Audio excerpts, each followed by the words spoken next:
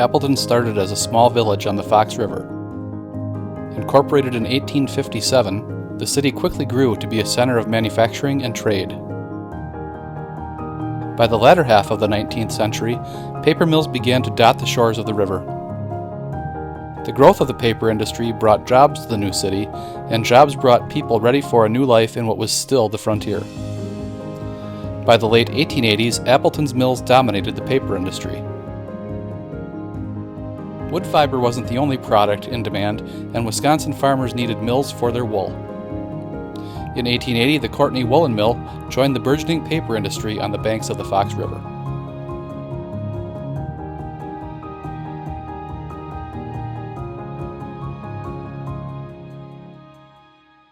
Hello, my name is Tom Courtney. I own Courtney Woolen Mill. Brief history of the mill: opened up January 4th of 1880. At that time it was run by a water wheel. Kelly Brothers ran it from 1880 to 1885. At that time, Adolph Spearing ran it for a year, which I just found out on this past Monday. They had a small fire. His building insurance policy expired, so he lost the mill. So he was in partnership with Olson's until 1904, and that's when my great-grandfather bought the mill, who used to work directly across the river at Appleton Woolen Mill. This building came up for sale, so he purchased it back then. He ran it, great-grandfather ran it, grandfather, my uncle, dad, and I purchased it in 1986 from my dad.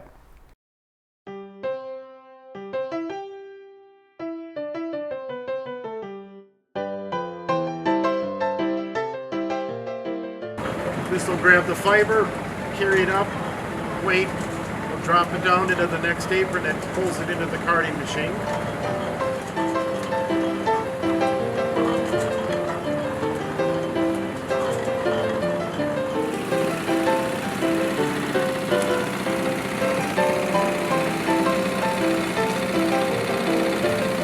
So the carding machine, basically, years ago they had the two hand cards.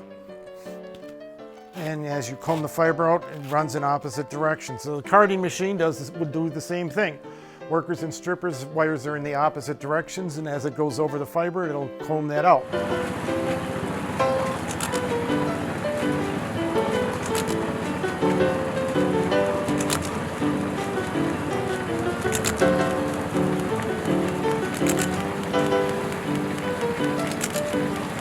The mill opened up carding just wool. There were more actually sheep in the state than there were cows, which a lot of people don't realize, but that's why there were so many textile mills opened up back, along the river here for the cheap water power.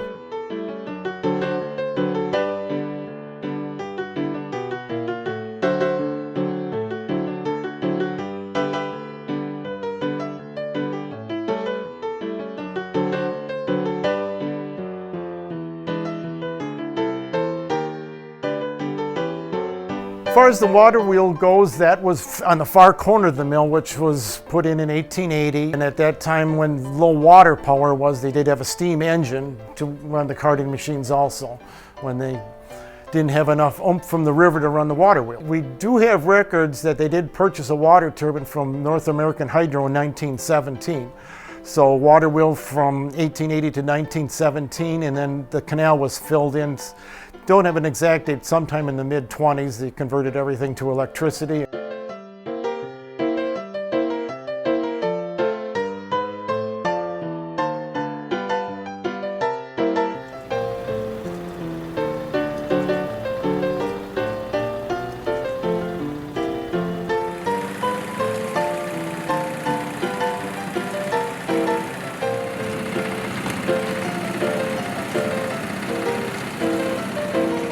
But today, card wool, polyester, and alpaca fiber.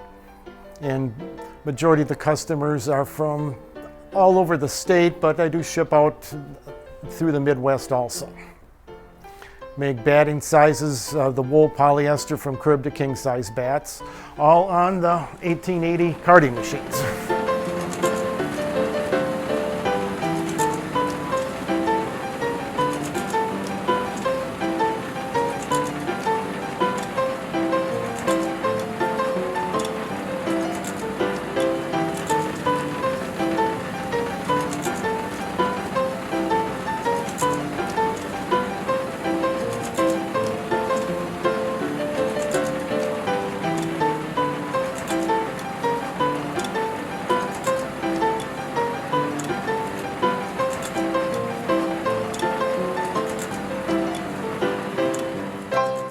Knock on wood, the carding machines are made better than the cell phones today, so.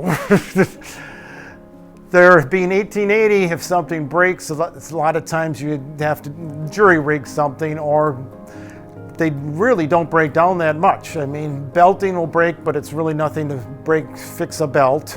You can still get card clothing, which is the wires on the carding machine itself. But being 141 years old, they're very reliable.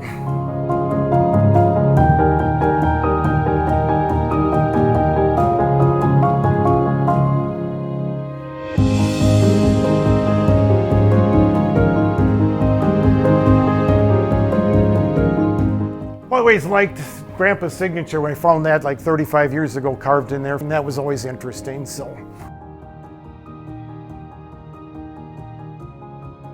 there's a couple mills left in the state yet, but I'm definitely the oldest one. They do the same type of carding that I do, but unfortunately it's beginning to be a dying breed. So.